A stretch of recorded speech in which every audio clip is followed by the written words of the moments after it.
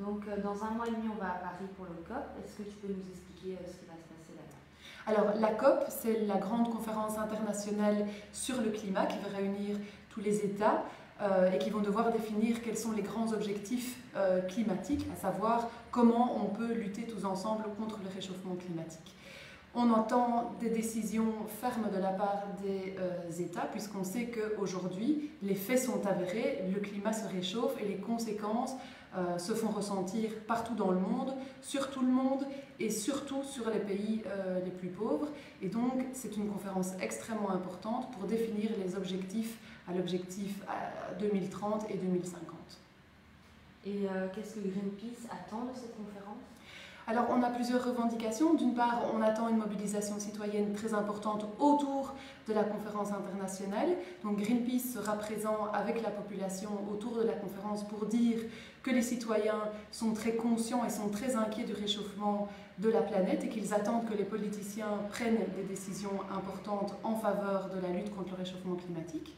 D'une part, et d'autre part, Greenpeace sera présent aussi à l'intérieur de la conférence internationale pour continuer à faire du plaidoyer politique en faveur d'un maintien de la température mondiale en dessous de la barre des 2 degrés. Il faut savoir que si, à l'horizon, dans les 100 prochaines années, le climat se réchauffe de plus de 2 degrés, eh bien, les conséquences peuvent être dramatiques sur toute la population, mais surtout sur les pays les plus fragiles et aussi sur les États insulaires.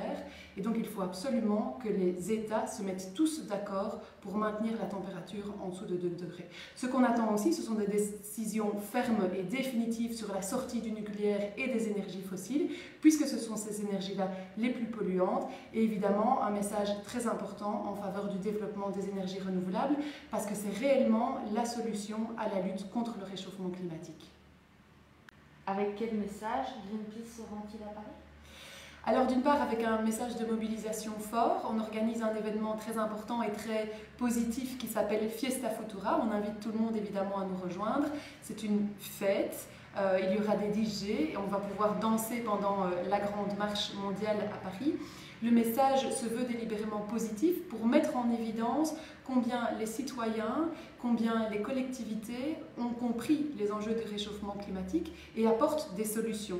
Les solutions, c'est le développement des énergies renouvelables. On voit aujourd'hui que l'énergie solaire, que l'énergie éolienne sont des énergies matures, des technologies matures et qui sont de moins en moins chères, donc qu'on peut vraiment développer aujourd'hui. Et donc le message est aussi un message positif. Plus la transition énergétique se met en place, plus les collectivités s'investissent dans le développement des énergies renouvelables, et bien plus tous ensemble on lutte contre le réchauffement climatique.